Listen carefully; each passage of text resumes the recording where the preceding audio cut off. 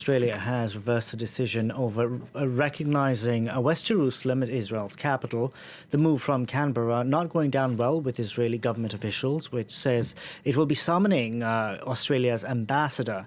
Australia's foreign minister, meanwhile, Penny Wong, says the status of the city should be resolved through peace negotiations. The previous government of Scott Morrison reversed decades of Middle East policy back in 2018 after he recognised West Jerusalem as Israel's capital. Here's a listen to what Yair Lapid had to say. Neither the Australians nor anyone else is going to decide on the capital of Israel. In the last 3,000 years, Jerusalem has always been the capital of Israel and will continue to be so.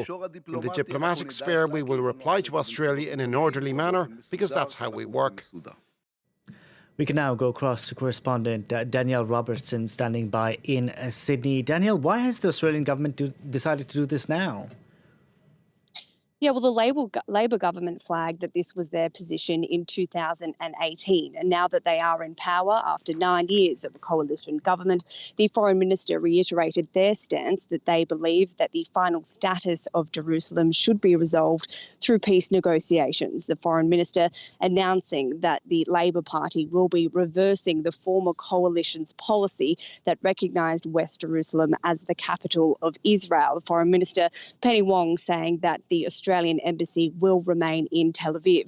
The Israeli government has voiced its concern and criticism over this move. Now, Jerusalem is a sensitive, and the status of Jerusalem is sensitive and complex, and is contested between the Palestinians and the Israelis. And in 2018, the then Morrison government announced that the West Jerusalem would be the capital of Israel. And that came after the Trump administration announced that it would move its embassy from Tel Aviv to West Jerusalem. Now, the current Foreign Minister of Australia has labelled that move as playing with politics and said it was a cynical play to win voters. Now, the opposition has rejected that statement, and Mr. Morrison said at the time that the move was not to win Jewish supporters. Now, the Israeli government has come out and criticised this move, saying it was done in haste and that it was rushed. And the Palestinian representatives, though, have labelled this move by Labor as a good call. The Israeli Foreign Ministry is now calling on the Australian ambassador to provide an explanation